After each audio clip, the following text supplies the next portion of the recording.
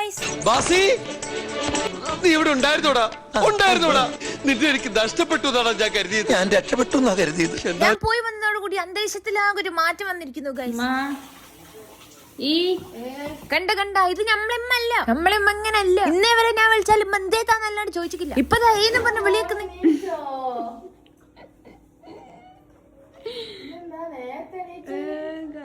എന്തോ സംഭവിച്ചിരിക്കുന്ന മൊത്തത്തില്.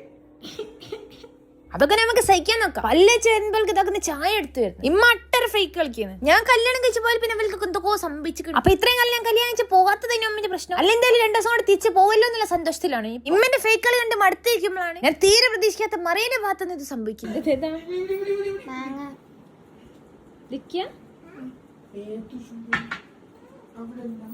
പൊതുവേക്ക് തരില്ലല്ലോ. എന്താണ് ഇവിടെ കൂടാന്നുള്ളത് എന്താ പോണേ? വേം പോവാനാ? പോണ്ട. എനിക്കെന്നാ മിസ് ചെയ്തീനോ?